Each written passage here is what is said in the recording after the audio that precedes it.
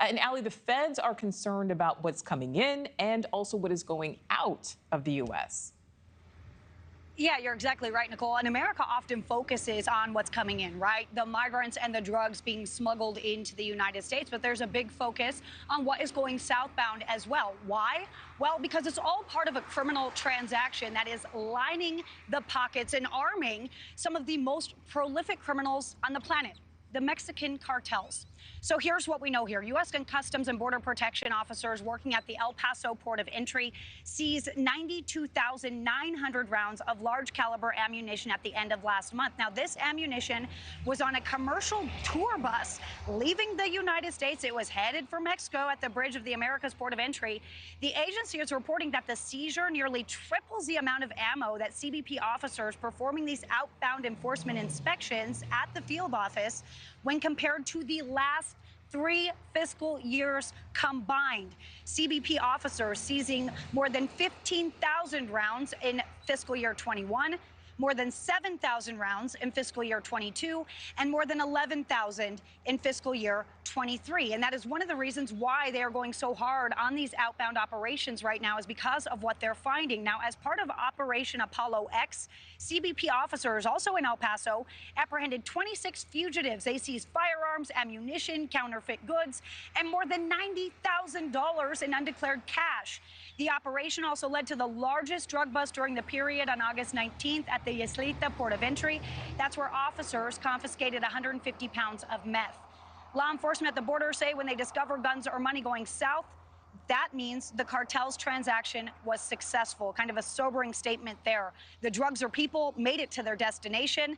The southbound flow is headed right for the cartels, according to the sheriff. Take a listen.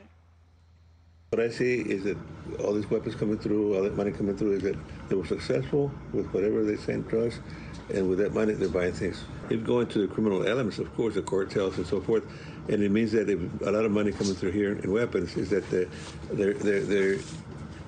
their drugs or whatever are going through, and they get the money. Yeah, and the fentanyl has already done the damage in the interior, right? So we're looking right now at joint operations. This is outbound ops right now involving several agencies, which does include the local sheriff, Valverde County Sheriff, also down there helping out. We know Border Patrol is there, Customs and Border Protection, of course, working those operations as well, something that we're seeing kind of as more of a focus along the southern border across the nation right now, Nichole. So we have seen a lot of really big seizures, but you're getting those seizures because you're running the ops, right? So Allie, these operations, these ops are happening there at the southern border, but the problem extends beyond that.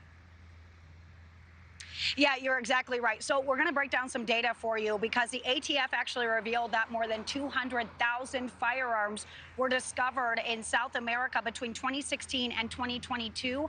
That traced back to all 50 states here. So let's break this down a little bit. This really leads the pack, of course, Texas. We've seen the most encounters here. We've seen the most issues.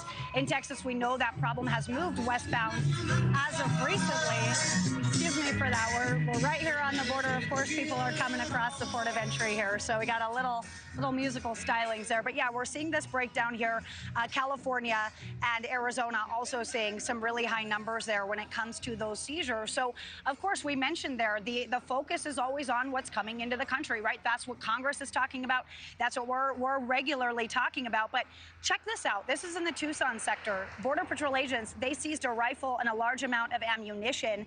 The chief there says that the seizure, as we're saying, prevented this from getting in the hands of the Mexican cartel. But again, I think what was so shocking to me, Nichole, is hearing the sheriff talk there and kind of having that profound statement saying, hey, if we catch guns down here, if we catch money, that means the cartel was successful.